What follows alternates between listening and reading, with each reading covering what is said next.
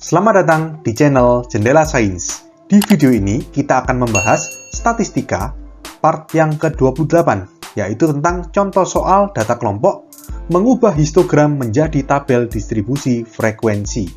Simak terus video ini sampai akhir. Kita ke contoh soal berikutnya. Gambar di atas merupakan histogram dari usia pengunjung suatu tempat wisata di suatu hari.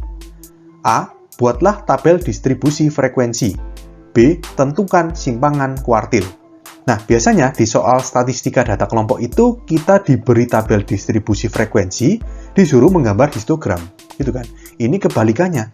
Diketahui histogramnya seperti ini, gambarnya seperti ini, kita disuruh membuat tabel distribusi frekuensi. Ini sudah disediakan ya, tinggal kita isi. Nah, terus bagaimana kalau dibalik seperti ini? Ya, kita kembali ke prinsip atau definisi histogram. Histogram merupakan kumpulan atau sederetan persegi panjang yang alasnya ini merupakan atau menunjukkan interval dari nilai. Dalam hal ini usia ya, interval dari usia. Dan tingginya itu merupakan frekuensi dari masing-masing kelas di setiap interval usia. Nah, intervalnya di sini kalau kalian lihat, ini kan 9,5, 19,5, 29,5, 39,5, 49,5, dan 59,5. Kalau kalian masih ingat, ini merupakan perbatasan ya, yang menjadi batas-batas, yaitu tepi bawah dan tepi atas dari setiap kelas. Ya, bukan batas bawah, batas atas ya, tapi tepi bawah dan tepi atas. Nah, sedangkan pada tabel distribusi frekuensi, nanti di sini kan kita harus tulis pakai batas bawah sampai batas atas. Ya, kita kembalikan. Ya, kita buat ya. Jadi di sini kolom yang pertama berarti nilainya, atau dalam hal ini usia. Kita tulis di sini usia. Lalu kolom yang kedua, yang sebelah kanan berarti frekuensi. Oke, kalau sudah, sekarang kita isi. Mulai berapa? Kita lihat, ini kan 9,5 sampai 19,5. Berarti kalau ini TB, ini TA, kalau BB, berarti kan tepi bawah ditambah setengah. Ya, kalau tepi bawah itu batas bawah dikurangi setengah. Kalau batas bawah, ya kita kembalikan ya. Tepi bawah ditambah setengah. Berarti 9,5 menjadi 10. Sampai berapa? Tepi atasnya 19,5. Tepi atas itu batas atas ditambah setengah. Berarti kalau mau mencari batas atas, ya tepi atas dikurangi setengah. 19,5 dikurangi setengah, itu 19. Oke, frekuensinya berapa? Lihat tingginya.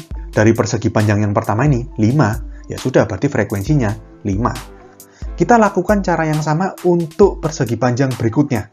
Jadi di situ 19,5 sampai 29,5. Berarti kalau batas bawah batas atasnya, ya tinggal 19,5 tambah setengah, 20, sampai 29 berarti. Frekuensinya, tingginya 20. Berarti selanjutnya 29,5 sampai 39,5, ya 30 sampai 39. Gitu ya, frekuensinya ada 35.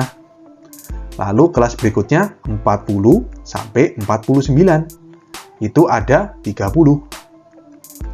Berikutnya 50 sampai 59. Itu totalnya ada 10 frekuensinya.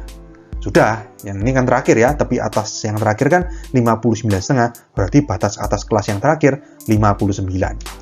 Oke, berarti soal A sudah kita dapatkan jawabannya seperti ini. Kita ke soal B sekarang, tentukan simpangan kuartil. Simpangan kuartil itu kan Q-D. Masih ingat rumusnya? Setengah dikali Q3 min Q1. Jadi sebelum mencari Q-D, kita harus cari dulu masing-masing nilai kuartil bawah atau Q1 dan kuartil atas atau Q3. Kita mulai dari Q1. Q1 kalau kalian masih ingat rumusnya TB plus I per 4 kali sigma FI ya, atau di sini I-nya 1 berarti 1/4 kali sigma FI min FK aksen per frekuensi kuartil pertama dikali C. Sama dengan, nah TB ini kan tepi bawah kelas kuartil. Tepi bawahnya berapa? Ingat, kita harus hitung ini. 1/4 sigma FI atau yang kita sebut sebagai X.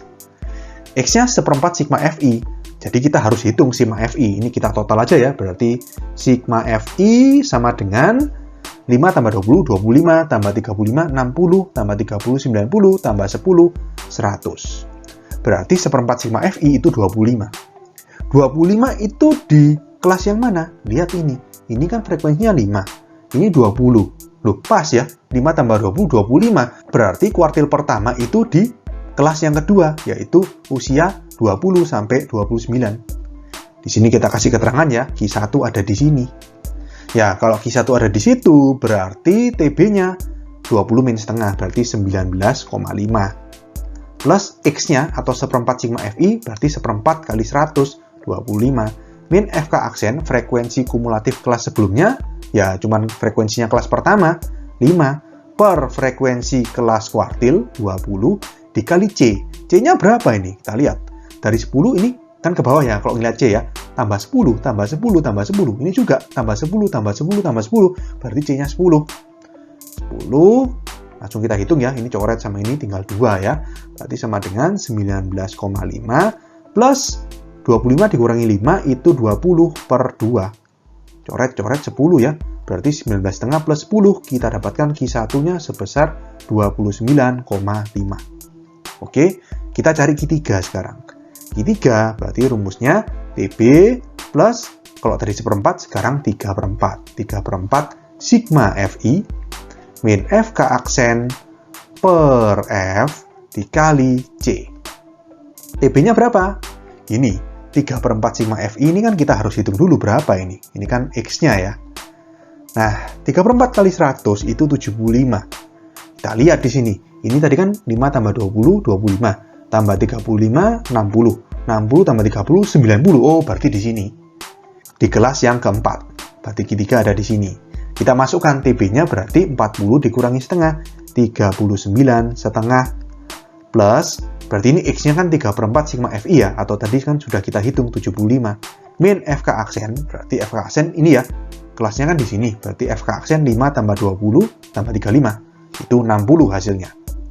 60 per frekuensi kelas yang bersangkutan berarti 30 dikali C, C-nya 10. Coret sama ini 3 gitu ya.